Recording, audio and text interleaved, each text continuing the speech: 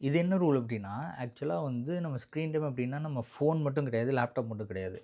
TV கூட வந்து ஒரு ஸ்க்ரீன் தான். ஸோ வந்து முடிஞ்ச அளவுக்கு ஒரே ஒரு ஸ்க்ரீன கான்சன்ட்ரேட் பண்ண பாருங்க. அதாவது ஒரு டைம்ல வந்து இத மட்டும் தான் நான் பார்ப்பேன். அதாவது வந்து அது யூஸ்ஃபுல்லா இருக்கலாம், நான் யூஸ்ஃபுல்லா இருக்கலாம்.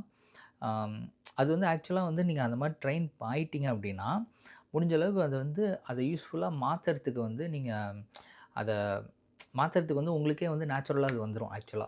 அது எப்படின்னா, இப்ப ஜஸ்ட் நீங்க டிவி ஓடிட்டுருக்கும். பட் வந்து டிவில சில ஜஸ்ட் சின்ன லேக் வந்தா கூட நீங்க ஃபோன் எடுத்து ஜஸ்ட் அப்படியே ரீல்ஸ் பார்க்க ஆரம்பிப்பீங்க. ரீல்ஸ் பார்த்துட்டு சரி கொஞ்சம் வேலை பார்ப்போம். அது ரீல்ஸ்ல ஏதாச்சும் மோட்டிவேஷன் வந்துச்சு அப்படின்னா, ஒரு வேலை பார்ப்போம் அப்படின்னு வேலை பார்ப்பீங்க. வேலை பார்க்குற இடத்துல லைட்டா யோசிக்கிறதுக்கு நடுவுல ஒரு சின்ன வந்து ஒரு ஒரு லேக் ஆகுற மாரி ஒரு விஷயம் வரும். அப்போ வந்து டிவி பார்ப்பீங்க.